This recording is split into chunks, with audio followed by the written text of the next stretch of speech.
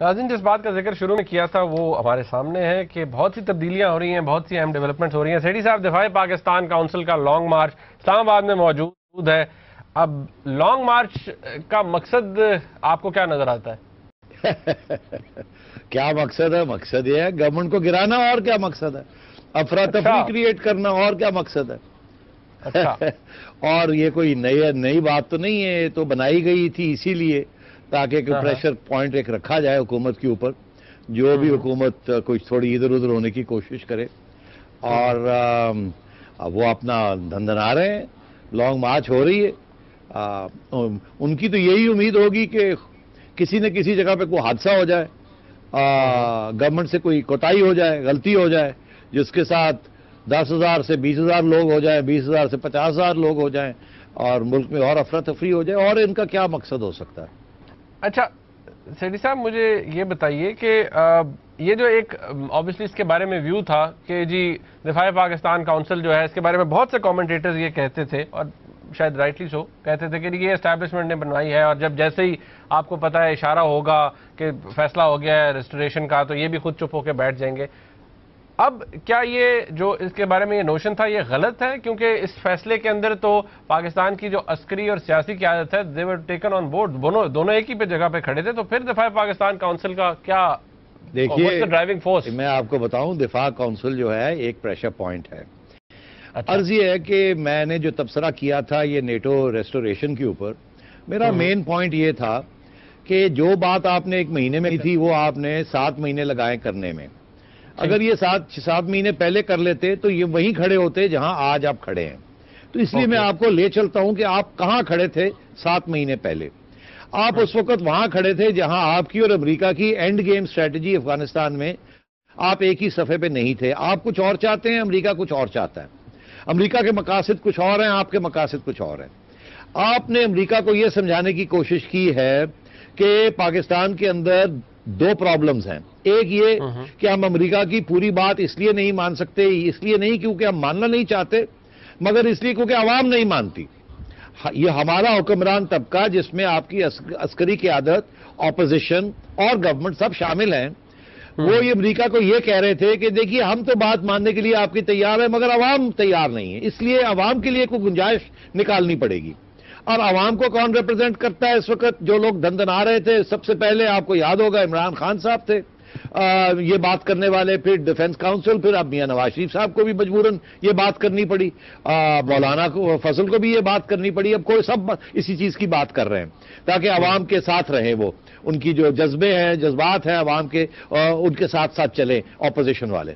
تو اس لیے میں آپ سے عرض کر رہا ہوں کہ یہ ڈیفنس کاؤنسل پہلے بنائی جس کام کے لیے بنائی تھی، وہ ابھی بھی وہی مقصد ہے ہماری ملٹری اسٹیبلشمنٹ کا کہ امریکہ کو کھلی چھٹی نہ دی جائے، جو کہ بالکل صحیح مقصد ہے۔ امریکہ کو کھلی چھٹی دے دی تو ہمارا نقصان ہو سکتا ہے، مگر اس کے ساتھ ساتھ تو پرابلم یہ ہے کہ یہ جو لوگ ہیں یہ انتہا پسند ہیں۔ انتہا پسندی کے ساتھ ایک طرف تو امریکہ کو آپ ڈرا سکتے ہیں، دھمکی دے سکتے ہیں، مگر دوسری طرف آپ کا اپنا معاشرہ جو ہے وہ اور خراب ہو جاتا ہے، اور پھر کنٹرول کرنا اس قسم کی ایکسٹریمزم کو بڑا مشکل ہو جاتا ہے۔ اب آپ نے دیکھا آج ایک حادثہ ہوا، میں اس کا عرض کرتا ہی چلوں، شاید آپ اس کی اہمیت نہیں سمجھتے، یا شاید سمجھتے ہوں، آپ کا ارادہ ہو مجھے سوال پوچھنے کا، مگر اب بات ہو ہی رہی ہے تو میں اس کا ذکر کر دوں۔ آج آپ نے دیکھا ایک فوجی کیمپ کے اوپر تحریک طالبان کے لوگوں نے ایک اٹیک کیا، اور ہمارے 5 یا 6 یا 7 جوان شہید کر دیے، بالکل ایسے ہے نا؟ جی بالکل۔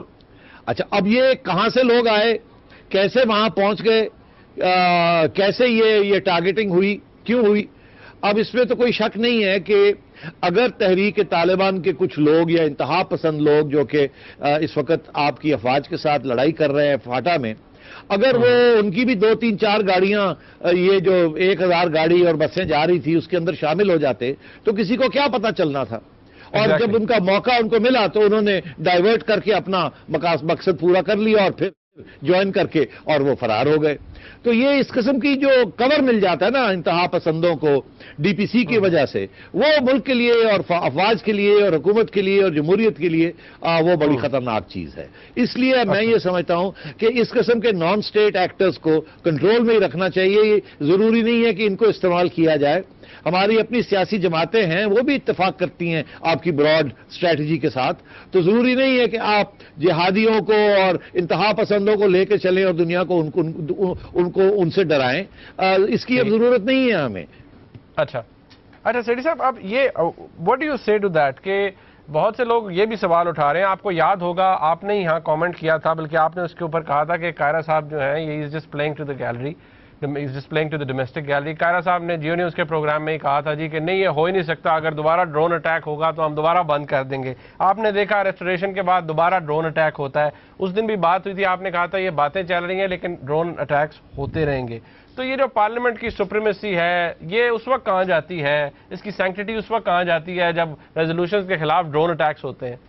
جی ہاں، اسی لیے میں عرض کرتا ہوں کہ کوئی چیز بھی ایبسولوٹ نہیں ہوتی ہے. ساورنٹی بھی ایبسولوٹ نہیں ہے. جیسے پارلیمنٹ کی ساورنٹی کو کچھ حد تک سپریم کورٹ چیلنج کر سکتا ہے اور سپریم کورٹ کی ساورنٹی کو پارلیمنٹ چیلنج کر سکتی ہے. یہ بیلنس آف پاورز ہوتا ہے تاکہ کوئی بھی اپنے دائرے سے باہر نہ نکلے. اسی طریقے کے ساتھ جو نیشن سٹیٹس ہیں ان کی بھی ساورنٹی جو ہے وہ ایک حد تک ہوتی ہے، اور جو زیادہ پاورفل نیشن سٹیٹس ہیں ان کی ساورنٹی زیادہ ہوتی ہے اپنے پاور کی بیسس کے اوپر، اور جو کمزور ملک ہیں ان کی ساورنٹی کم ہوتی ہے. تو یہ مطلب ہے کہ یہ ایبسولوٹ چیز نہیں ہے ساورنٹی اور sovereignty of nation and sovereignty of parliament. یہ حقیقت ہے، ہمیں پسند آئے یا نہ آئے، کہ امریکہ کی زیادہ ساورنٹی ہے، پاکستان کی کم ساورنٹی ہے. ہندوستان کی زیادہ ساورنٹی ہے، پاکستان کی کم ساورنٹی ہے. ہم مضبوط ہو جائے، تکڑے ہو جائے، اتحاد ہو ہمارے اندر، لڑائی جھگڑے نہ ہوں، معیشت چل رہی ہو، خوشحالی ہو، اور تو ہماری بھی ساورنٹی بڑی زبردست ہو سکتی ہے. تو اس لیے میں آپ سے یہ کہہ رہا ہوں کہ یہ کہنا کہ جی وہ ساورنٹی کہاں گئی، نہیں، ساورنٹی کہیں نہیں گئی. آپ نے آپ کے پاس لمیٹڈ ساورنٹی ہے، آپ نے لمیٹڈ ساورنٹی کے بیسس کے اوپر امریکہ کے ساتھ نیگوسیشنز کیے، اور وہ جو نیگوسیشنز کیے وہ جس حد تک کر سکتے تھے آپ نے کیے. میرا تو صرف یہ اعتراض ہے کہ اگر 9 مہینے 7 مہینے لگانے تھے تو 6 مہینے کے کیوں ضائع کیوں کیے؟ 1 مہینہ پہلے ہی کر لیتے. ہمیں تو احساس تھا کہ ہماری کتنی ساورنٹی ہے اور کتنی لمیٹڈ ہے، اور ہم کتنی نیرو اسپیس ہے ہمارے لیے اپنے مقاصد پورے کرنے کے لیے. تو مجھے تو اس چیز کا افسوس ہے. دوسری بات میں آپ سے کہتا چلوں، اب بات ہو ہی رہی ہے، ہم نے ذکر کیا تھا کہ جی وہ اتنی لمبی چوڑی باتیں ہوئیں کہ یہ جو نیٹو کے جو ٹرک ٹریلرز ہیں ان کو بھی پیسے لینے چاہیے. $2,000 کی بات ہوئی، $3,000 کی بات ہوئی، اور آخر میں آ کے کائرہ صاحب اور ہنا ربانی خر صاحبہ نے ہمیں یہ کہا کہ جی ہم نے تو اصولوں کی بات کی ہے، ہم نے تو پیسے کی بات ہی نہیں کی. حالانکہ 4-5 مہینے ہمیں یہی کہتا، ہمیں یہی گولی دی گئی کہ جی پیسوں کی بھی بات ہو رہی ہے، اصولوں کی بھی بات ہو رہی ہے، سب چیزیں چل رہی ہیں. تو عرض یہ ہے کہ میری چڑیا نے یہ خبر دی ہے مجھے کہ ایکچولی یہ بات ضرور ہوئی ہے بیہائنڈ دا سینز، اور ان کو جو کولیشن سپورٹ فنڈ میں جو پیسے ملنے تھے غالباً جو ان کو اپروو کیے گئے تھے اس ٹرانچ میں وہ کوئی $900 ملین دیے گئے. مگر اب جو بات نکلی ہے وہ کوئی $1.1 بلین کی بات ہو رہی ہے. کوئی $200 ملین زیادہ ان کو دیے جا رہے ہیں کولیشن سپورٹ فنڈ میں. میرا خیال ہے یہ جو $200 ملین دیے جا رہے ہیں زیادہ یہ اکوموڈیشن کی گئی ہے، یہی کہ یہ نیٹو کے جو کنٹینرز ہیں تو یہ کوئی ریٹ بنتا ہے کوئی $1,500 کے قریب پر کنٹینر. اگر 500 کنٹینر ہے دن میں اور $1,500 پر کنٹینر یہ لیتے ہیں ان سے، تو یہ کوئی $200 ملین سال کا بنتا ہے. تو اس لیے کیا گیا کیونکہ امریکہ کے بجٹ پروویژنز کے اندر یہ نئی چیز نیگوشیٹ نہیں ہو سکتی تھی، مگر کولیشن سپورٹ فنڈ جو ہے وہ آلریڈی سینکشن تھا، اس میں رد و بدل ہو سکتی تھی. تو اس لیے یہ فیصلہ کیا گیا کہ کیونکہ امریکہ کا بجٹ تبدیل نہیں ہو سکتا، کوئی نئے بجٹری ایکسپینسز بل نہیں کیے جا سکتے، تو اس کو ادھر لے جایا جائے، اس کو کولیشن سپورٹ فنڈ میں سے یہ پیسے دے دیے جائیں. تو میں سمجھتا ہوں یہ اچھی بات کی انہوں نے کہ یہ پیسے جو لے لیے ہیں اور آگے بھی یہ ان کو اکوموڈیشن ملے گی اس چیز میں. تو یہ تو اچھا کام ہوا ہے. اچھا سیٹھی صاحب، بریک کا وقت ہے. ناظرین بریک سے واپس آئیں گے تو پاکستان کی سیاست کے اندر، کیونکہ کچھ دن بعد پولنگ ڈے ہوگا 19 جولائی کو ملتان کے اندر. اب دیکھنا ہے کہ گیلانی صاحب کی سیٹ کے اوپر ان کے صاحبزادے جیت سکتے ہیں یا نہیں. کل کا جو شو ہوتا وہاں گیلانی صاحب کا، اس کے بارے میں بات ہوگی. فخر الدین جی ابراہیم صاحب کی اپوائنٹمنٹ کے حوالے سے بات ہوگی. جب انہیں اپوائنٹ کیا جائے گا تو آگے کیا معاملات ہوں گے. ایک بریک کے بعد ہمارے ساتھ رہیے گا.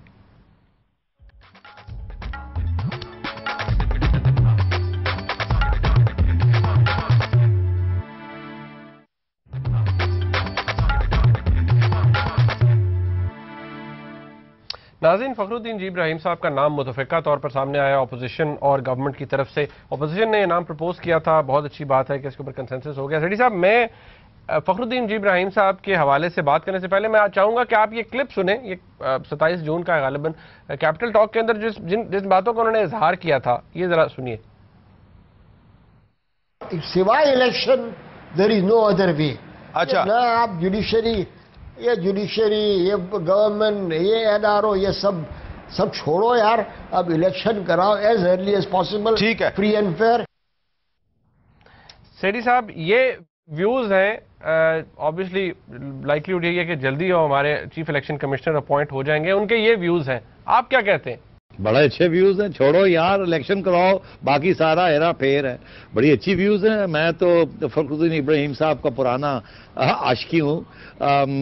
फखरू और मैं, हम एक छोटे अरसे के लिए एक काबीना में थे 10 साल पहले, 10 से 15 साल पहले, और मुझे इत्तेफाक हुआ इनके साथ काम करने का। ये लॉ मिनिस्टर थे, और पहला जो एहतसाब कानून जो बनाया वो इस मुल्क की हिस्ट्री में जो एहतसाब ब्यूरो सबसे पहले बना था, वो फखरुद्दीन इब्राहिम साहब ने उसके कानून बनाए थे। बड़े ज़बरदस्त बात थी।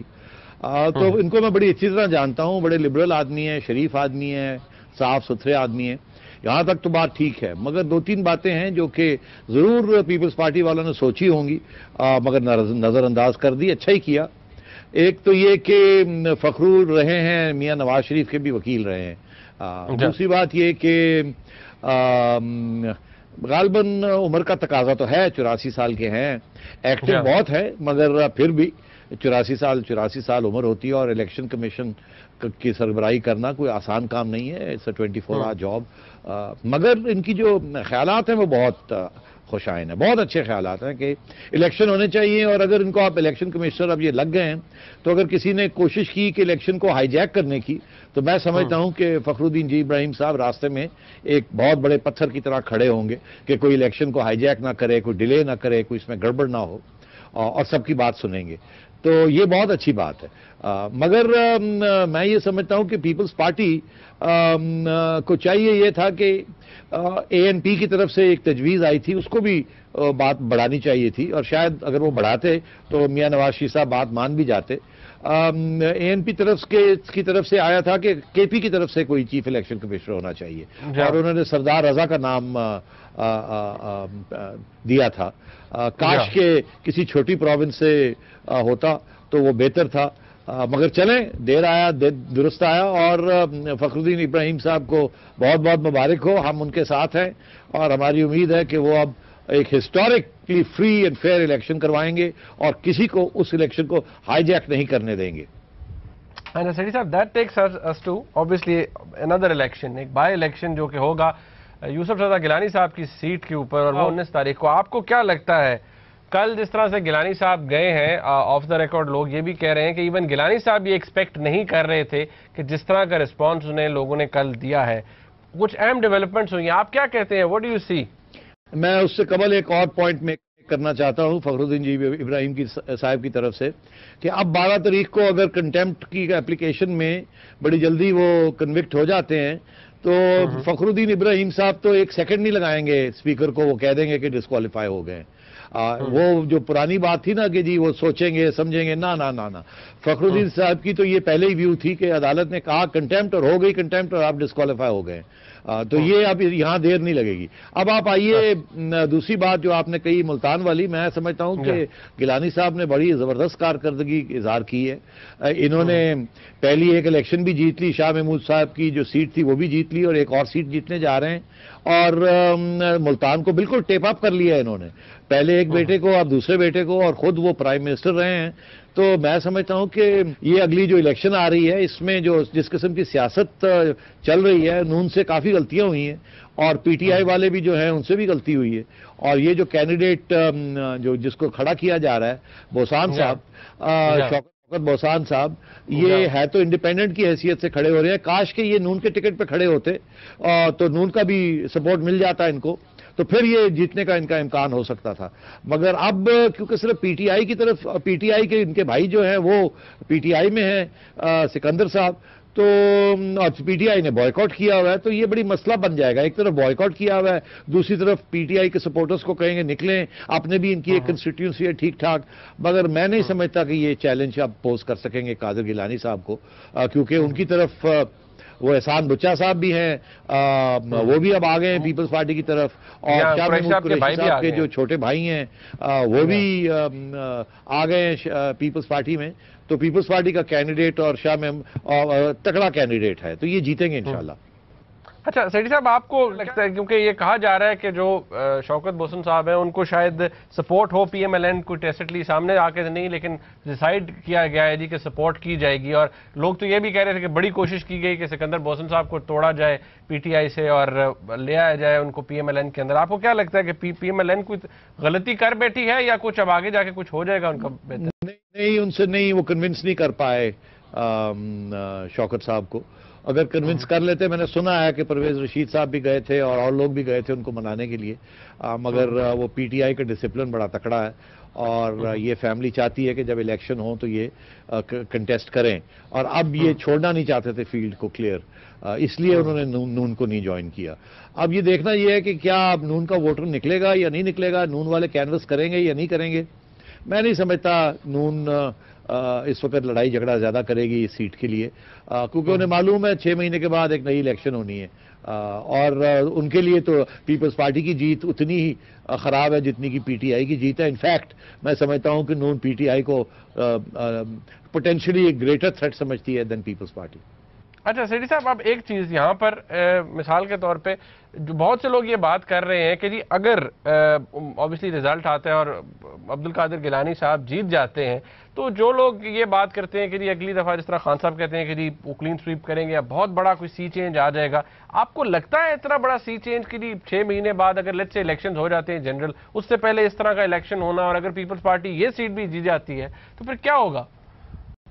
یا منیب، میں تو سمجھتا ہوں کسی الیکشن کو بھی بوائیکاٹ نہیں کرنا چاہیے، کیونکہ ہماری پالیٹکس جو ہے وہ اصولوں کی پالیٹکس نہیں ہے. ہماری پالیٹکس ہے وہ اپنے مطلب ہے کہ کاسٹ کی پالیٹکس ہے، کلین کی پالیٹکس ہے، دھڑے کی پالیٹکس ہے، کینڈیڈیٹ کی پالیٹکس ہے، بہت حد تک، کچھ حد تک نہیں مگر بہت حد تک. عمران خان صاحب کو بھی اس بات کا احساس ہو گیا ہے، اسی لیے تو وہ اب ونیبل کینڈیڈیٹس جو ہیں ان کو سلیکٹ کر رہے ہیں. تو اس لیے اگر ایسے نہ ہوتا اور ایشوز کی ہوتی تو پھر عمران خان صاحب بڑی پیور قسم کی پارٹی بناتے، مگر دیکھا آپ نے کہ انہوں نے لوٹے لے لیے، کیونکہ اس لیے کیونکہ ان کا خیال ہے کہ یہ لوٹے جیتیں گے. تو ہاں اچھی بات ہے کہ کوئی ایسا برا لوٹا نہیں لیا جس کی ریپوٹیشن بڑی خراب ہے. تو یہ سیاست میں یہ ہوتا ہے، تو اس لیے اس الیکشن کو بوائیکاٹ نہیں کرنا چاہیے تھا.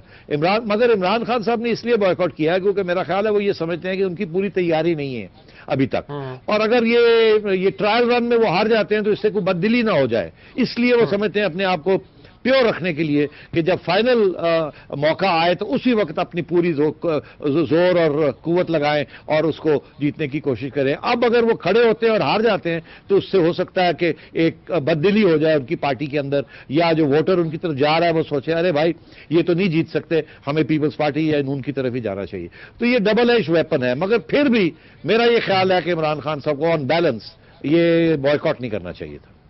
اچھا سیٹھی صاحب، اب سوال تو اس کے حوالے سے بہت ہیں، لیکن ہمارے ساتھ کچھ کالرز بھی ہیں، میں چاہتا ہوں کہ ان کو بھی شامل کر لیجیے. طلعت رضوان صاحب ہیں ہمارے ساتھ. جی السلام علیکم. السلام علیکم. والسلام.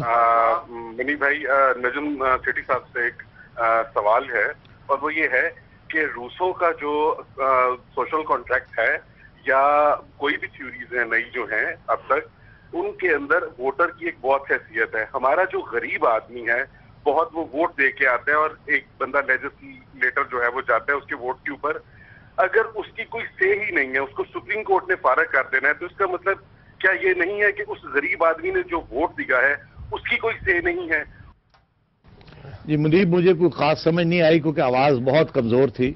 آپ ذرا بتائیں کیا سوال کیا تھا؟ وہ بیسکلی سیٹھی صاحب، میں ہوں گا، ہمارے پاس ٹائم بالکل کام ہے. انہوں نے کہا کہ جی اگر ایک الیکٹڈ ریپرزینٹیٹو کو سپریم کورٹ کے ایک فیصلے کے نتیجے میں نکال دیا جاتا ہے تو کیا یہ نفی نہیں ہے اس مینڈیٹ کی جو اس پارلیمنٹیرین کو دیا گیا تھا؟ جی ہاں، سچ بھی ہے نہیں بھی ہے. بات یہ ہے کہ तौहीन अदालत है। मैं नहीं समझता था कि इस तौहीन अदालत की इतनी सख्त सज़ा होनी चाहिए थी, मगर हो गई। अब पर क्या किया जाए, अब मैं ये समझता हूँ दूसरा नहीं होना चाहिए। अब 3-4 महीने रह गए हैं, अब आवाम को इंतजार कर, थोड़ी 6 महीने और इंतजार कर लीजिए। ये नए रूल्स और रेगुलेशंस मत बनाएं, ये बड़े खतरनाक हैं। कल को आप नहीं होंगे चौधरी साहब, जज साहब, तो कोई और होगा तो वो गलत इस्तेमाल भी कर सकता है, कोई फ़िरौन भी आ सकता है। ऐसे नहीं होना चाहिए। ये हुकूमत अगर खुद इखलाकी तौर पर नहीं घर जाती तो इंतजार फरमा लीजिए, इनको जूतियां मार के हम निकालेंगे। जब इलेक्शन का वक्त आएगा तो इनको कौड़ियों के भाव भी नहीं हम इनका वजन लेंगे। तो इंतजार कर लीजिए, इस सिस्टम को चलने दीजिए। जल्दबाजी नहीं होनी चाहिए, एक इदारे को दूसरे इदारे की राइट्स नहीं लेनी चाहिए। सेठी साहब, आपका बहुत शुक्रिया ना, आपने प्रोग्राम देखा, इसका फीडबैक हमें जरूर दीजिएगा। देखने का बहुत शुक्रिया। अल्लाह हाफिज।